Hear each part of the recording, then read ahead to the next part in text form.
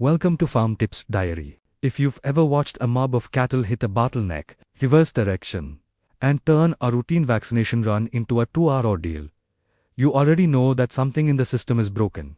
And most of the time, the problem isn't the cattle, it's the yard design, the handler positioning, or the environment those animals are being asked to move through. Today, we're rebuilding that system from the ground up, using behavior science, practical yard design, and the emerging technology that's starting to make genuinely low-stress cattle handling a realistic standard, not just an ideal. Why flight zones and cattle behavior are the foundation before you touch a single gate latch or order a meter of curved race panels. You need to understand how cattle actually perceive the world, because every good handling system is built around that biology, not against it. Cattle are prey animals with panoramic vision covering roughly 300 degrees. They see wide but struggle to judge depth and distance quickly, especially in unfamiliar environments. Their primary defense response is the flight zone, the bubble of personal space that, when penetrated by a handler or perceived threat, triggers movement away from the pressure. Penetrate it too deeply, too fast, or from the wrong angle, and the animal panics. Work the edge of it deliberately and calmly, and you're essentially steering with invisible pressure. The point of balance, located at the shoulder, is the other essential concept. Move behind the point of balance, and the animal moves forward. Move in front of it and the animal stops or reverses. Every experienced stock person understands this intuitively, but understanding it explicitly allows you to teach it, systematize it, and build yard layouts that make it work automatically rather than depending entirely on individual handler skill. Temple Grandin's decades of research formalized what good stock people had known by instinct, and her work remains the most practical framework for translating cattle behavior science into infrastructure decisions. How curved races and gate placement work with cattle psychology. Straight races seem logical to humans. They feel efficient, linear, predictable. Kathar disagreed. A straight race allows animals at the back of the mob to see exactly what's happening at the front, including the crush, the handler, and whatever stress event is occurring there. That visual information travels backward through the mob instantly, triggering hesitation, reversal, and bunching before the first animal has even reached the race entrance. Curved races eliminate that sight line. Each animal can only see the curve ahead, which, crucially, appears to lead somewhere open. Cattle move toward perceived openings. A well-designed curve exploits that tendency naturally, keeping forward movement consistent without requiring handler pressure at every step. The ideal curve radius sits between 10 and 15 meters, tight enough to block sightlines, gentle enough not to create a blind corner that cattle balk at. Gate placement deserves equal attention. Gates positioned at the end of a forcing yard funnel cattle into a race with minimal handler involvement, but only if the approach angle aligns with the animal's natural circling behavior. Cattle in a round forcing yard move along the fence in a consistent direction. Your entry point to the race should capture that movement rather than interrupt it. Poorly placed gates force handlers to work harder, create pressure at the wrong moment, and produce exactly the hesitation and reversal you're trying to eliminate. Why handler positioning and calm movement matter more than force. The most expensive yard upgrade available cannot compensate for poor handler behavior inside it. This is the part of low-stress handling that infrastructure cannot fully solve, and the part that separates genuinely calm operations from ones that are merely better designed.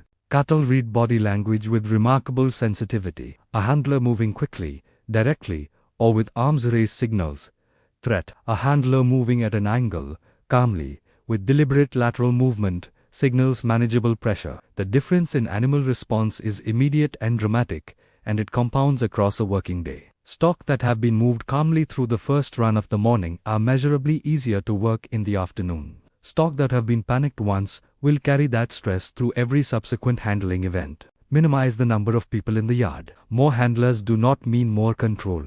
They mean more unpredictable pressure from multiple directions. One skilled person working the flight zone edge achieves more consistent movement than 3 people shouting and slapping panels. Train your team on point of balance and flight zone mechanics before you invest in infrastructure, because the behavioral fundamentals will make every physical upgrade perform better. How lighting, shadows, and noise shape cattle behavior. This is the category that surprises most farmers and explains a significant proportion of mysterious balking behavior that gets blamed on the cattle rather than the environment. Cattle move naturally from darker areas toward light. A dark race entrance with a bright open area beyond it encourages forward movement almost automatically. The reverse, a brightly lit forcing yard feeding into a dark race or covered crush, creates hesitation every single time, regardless of how well the rest of the system is designed. This is fixable with simple translucent roofing panels, repositioned lighting, or even strategic removal of solid roof sections to let natural light into race entries and crush approaches. Shadows are equally disruptive. A shadow falling across a race floor, from a gate, a panel, a tree, looks like a physical barrier to a moving animal. They will stop, balk, and refuse to step over it. Walk your yards at the same time of day. You typically work cattle and identify every shadow point. Solar panels, repositioned fencing, or adjusted working times solve most of these problems without significant expenditure. Noise management is underestimated at scale. Metal on metal clanging from loose panels, high-pitched hydraulic sounds from crushes, and echo from steel or concrete yards all elevate stress levels throughout a mob, including animals still in the holding yard who haven't entered the race yet. Rubber buffers on gates, hydraulic system maintenance, and strategic placement of yards away from machinery noise are inexpensive interventions with measurable behavioral payoff. The connection between reduced stress and production outcomes. Low-stress handling is not just an animal welfare position,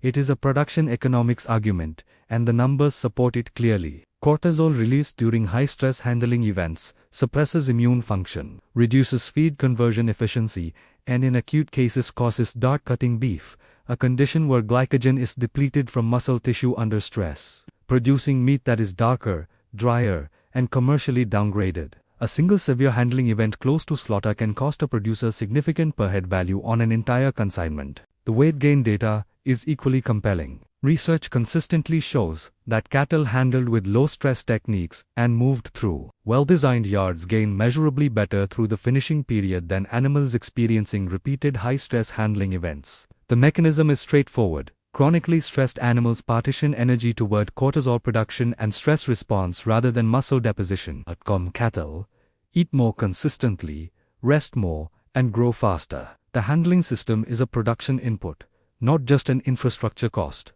Simple yard upgrades that improve safety and flow. Not every improvement requires a complete rebuild. Several targeted upgrades deliver outsized returns in both safety and cattle flow. Solid lower panels on forcing yards and races eliminate the visual distraction of handlers moving alongside cattle. A significant source of side pressure that disrupts forward movement. Covers on sharp protrusions, rounded gate ends, and rubber-edged crush entries reduce injury risk without structural changes. Anti-back devices fitted inside races prevent reversal without handler intervention, freeing stock people to work the forcing yard rather than managing the race entrance. Flooring deserves attention that it rarely receives. Slippery concrete in crush approaches causes leg splaying and panic responses that can injure both cattle and handlers. Grooving existing concrete, applying rubber matting at key transition points, or installing compacted gravel approaches are all cost-effective solutions to a problem that causes disproportionate stress events in otherwise well-designed yards. Recap. Quick recap. Flight zones and point of balance are the behavioral foundations that every yard design and handler routine must work with, not against. Curved races eliminate the sightlines that cause mob reversal. Gate placement should capture natural circling movement rather than interrupt it. Handler positioning and calm lateral movement outperform force every time. Lighting, shadows, and noise create invisible barriers that explain most unexplained balking behavior. Reduced stress translates directly into better weight gain, improved feed conversion, and commercially valuable dark cutting prevention. And targeted, affordable upgrades, solid panels, rubber flooring, anti-back devices, and better lighting deliver returns that far exceed their cost. The next generation of livestock yards is already being piloted on progressive operations around the world. Automated drafting gates triggered by RFID ear tags. Pressure sensors in race panels that alert managers when animal movement stalls.